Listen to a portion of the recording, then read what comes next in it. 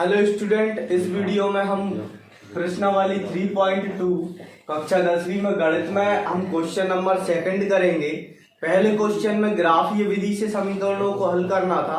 हमने पिछली वीडियो में ग्राफीय विधि पढ़ी हुई है। इसके बाद हमने कंसेप्ट सीखे हुए हैं। अब उन कंसेप्टों के आधार पर इसमें क्वेश्चन नंबर 2 में हमें इनकी तुलना करके ये बताना है कि कौन सी मतलब इन समीकरणों की रेखाएं कैसी हैं, प्रतिच्छेदी हैं या संपाती हैं या समांतर हैं। तो हम देखें, सबसे पहले इनकी तुलना करेंगे उन समीकरणों से जो अभी हमने पिछली वीडियो में पढ़े हुए थे। ऐसे a1x प्लस b1y और प्लस c1 इक्वल टू 0 और a2x प्लस b2y और प्लस c2 इक्वल टू 0।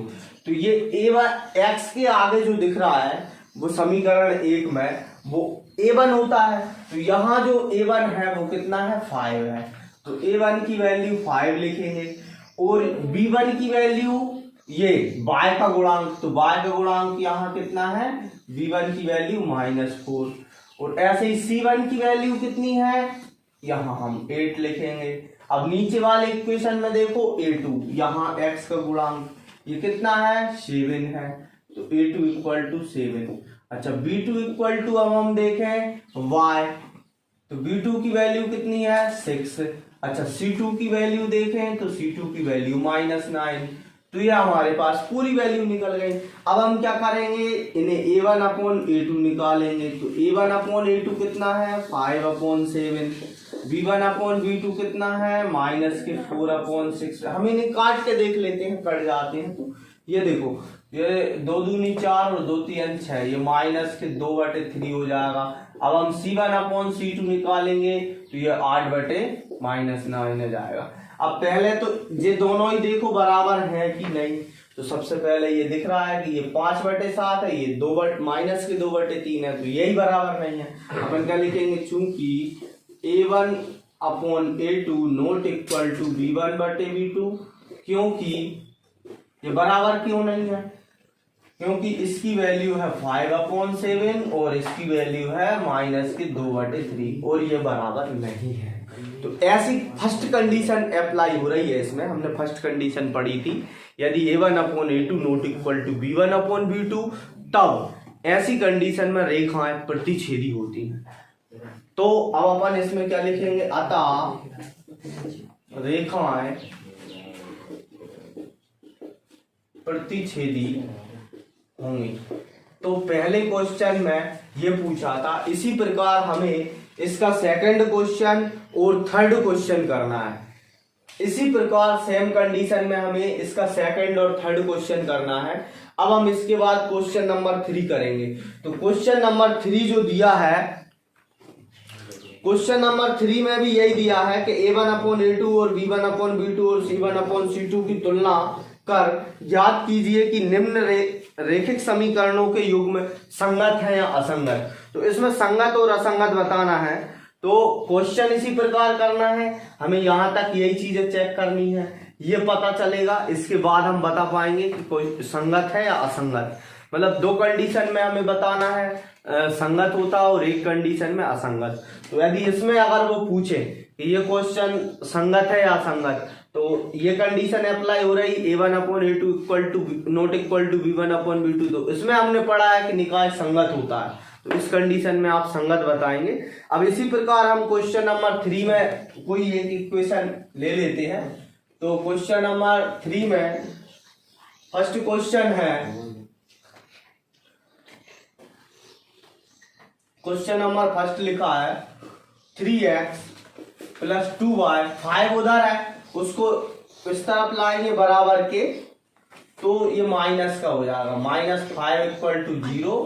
और दूसरा इक्वेशन है हमारे पास कि ये 2x माइनस के 3y और 7 इधर आएगा तो माइनस के और बराबर में 0। इसे नाम दे दो समीकरण 2। ये इस प्रकार क्वेश्चन है। अब हम इसमें भी देखें कि सबसे पहले क्या हो रहा है कि इसकी वैल्यू, ये a1 की वैल्यू ये 3 है, तो a1 की वैल्यू 3 लिख दो। b1 की वैल्यू 2 है, तो ये b1 की 2 लिख दो। और c1 की वैल्यू -5 है। और A2 की वैल्यू 2 है और B2 की वैल्यू -3 है और C2 की वैल्यू -7 है। अब तीनों वैल्यू हमें मिल चुकी हैं। अब हम देखेंगे कि A1/A2 और B1/B2 और C1/C2 क्या है। तो A1/A2 की बात करें तो यह है 3/2, B1/B2 की बात करें तो यह है 2/-3 और हम C1/C2 की बात करेंगे तो -5/-7, माइनस से माइनस कैंसिल हो जाएंगे तो ये 5/7 बचा। ये इस प्रकार हमें तीनों चीजें मिल गई। अब हम चेक करें कि ये दोनों बराबर हैं क्या। तो अपन लिखेंगे चूंकि A1/A2 not equal to B1/B2, अच्छा ये बराबर नहीं है। क्यों नहीं है? क्योंकि ये हो जाएगा 3/2 और नॉट इक्वल टू 2/-3। ऐसी कंडीशन है। तो ऐसी कंडीशन में हमें बताना है कि अब निकाय संगत है या असंगत। तो हमने पढ़ा है जब निकाय का एक अद्वितीय होता है तब निकाय संगत होता है। तो अपन क्या लिखेंगे, अतः निकाय संगत होगा। बस इतना सिंपल ये क्वेश्चन है। इसी प्रकार हम इसके और भी अन्य क्वेश्चन ले सकते हैं। जैसे क्वेश्चन नंबर इसका सेकंड हो जाएगा, सेकंड सिंपल है। थर्ड क्वेश्चन हम कर सकते हैं। तो क्वेश्चन नंबर आप थर्ड देखें किस प्रकार लिख सकते हैं।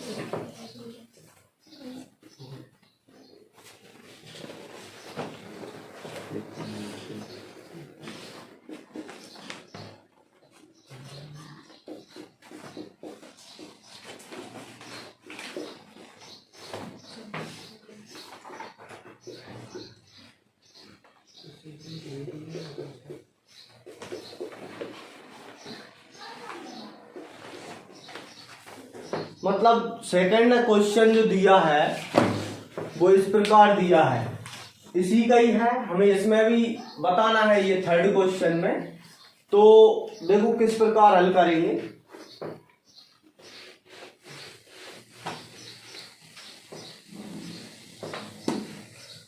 सबसे पहले इसको एक लीनियर इक्वेशन के रूप में बनाएंगे, मतलब रैखिक समीकरण के रूप में बनाएंगे। तो रैखिक समीकरण के रूप में ये कैसे होगा, सबसे पहले इसका एलसीएम लेंगे हर का।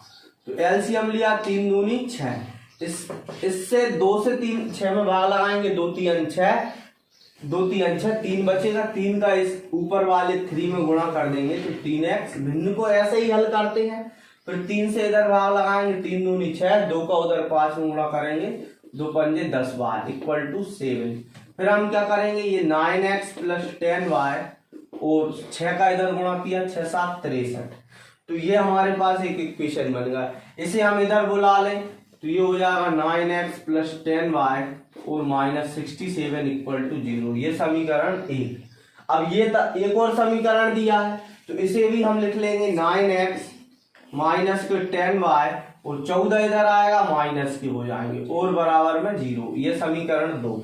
अब इनकी हम तुलना करेंगे तो ये a1 की वैल्यू क्या है 9, b1 की वैल्यू क्या है 10 और c1 की वैल्यू क्या है माइनस के 67। अब हमें a2 की वैल्यू देखना है 9 और b2 की वैल्यू माइनस के 10, c2 की वैल्यू माइनस के 14। तो इस प्रकार ये हमारे पास वैल्यू है। अब हम चेक करें कौन सी बराबर है या नहीं है। इनको यदि a1/a2 के रूप में लिखें, a1/a2, तो ये 9/9 हो जाएगा, 9 एकम 9। ऐसे ही हम b1/b2 की वैल्यू चेक करेंगे तो ये 10/-10, 10 एकम 10, ये बराबर माइनस बन जाएगा। ऐसे ही हम c1/c2 लिखेंगे तो c1/c2 की वैल्यू जो है माइनस के 67 6 7 42 हो जाएगा। ये 6 7 42 होगा, ये 67 नहीं है, 42 हो जाएगा। ये भी 42 हो जाएगा और यहाँ हम देखेंगे तो ये 42 हो जाएगा और ये 42 है ना। और इसके बाद में हम ये लास्ट, मतलब ये हमारे पास माइनस के 42 है, ये माइनस के 14 है, माइनस से माइनस कैंसिल, 14 तिया 42। तो ये हमारे पास ये हो जाएंगे। तो इस प्रकार इनकी वैल्यू हमें पता चल गई। तो ये 1 है, इसकी वैल्यू क्या है 1 और इसकी वैल्यू क्या है -1। तो सबसे पहले हम ये स्टार्टिंग के ही चेक करते हैं। तो अब हम यहाँ क्या लिखेंगे कि चूंकि a1/a2 not equal to b1/b2। क्यों है ये ऐसे? क्योंकि इसका मतलब ये है कि हम सबसे पहले इसका मतलब समझें कि ये 1 है और ये -1 है, दोनों अलग अलग है। तो दोनों अलग अलग, एक माइनस में एक प्लस में, तो ये बराबर नहीं होंगे। तो ऐसे 1 नॉट इक्वल टू -1। तो इस कंडीशन में निकाय कैसा होगा? अतः निकाय संगत होगा। ऐसी कंडीशन में निकाय कैसा होता है? संगत। निकाय संगत होगा। हमें इन क्वेश्चनों में, थर्ड क्वेश्चन में यही करके बताना है। अब देखो इसी प्रकार हम इसमें और कोई भी क्वेश्चन ले सकते हैं।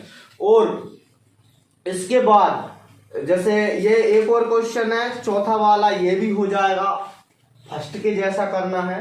और ये 5वां क्वेश्चन जो इसका है वो भी थर्ड के जैसा करना है।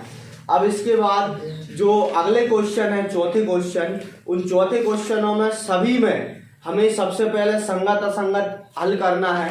और संगत असंगत हल करने के बाद उनमें यदि कोई संगत होता है प्रश्न, यदि मान लो किसी का ऐसा संगत हल आता है, तो फिर उस निकाय को हमें ग्राफीय विधि से हल करना है। ग्राफीय विधि से हल करना मैंने आपको पिछली वीडियो में बताया था। तो क्वेश्चन नंबर 4 के चारों क्वेश्चन उसी तरीके से होंगे। यदि मान लो कोई क्वेश्चन का हल असंगत आता है तो ऐसी कंडीशन में लास्ट में ये लिख देना, अतः निकाय का असंगत हल है, और फिर बस यहीं तक छोड़ देना, उसे सॉल्व नहीं करना। जो सिर्फ संगत है उसको सॉल्व करना है। अगली वीडियो में हम आपको नेक्स्ट क्वेश्चन लेकर मिलेंगे। धन्यवाद।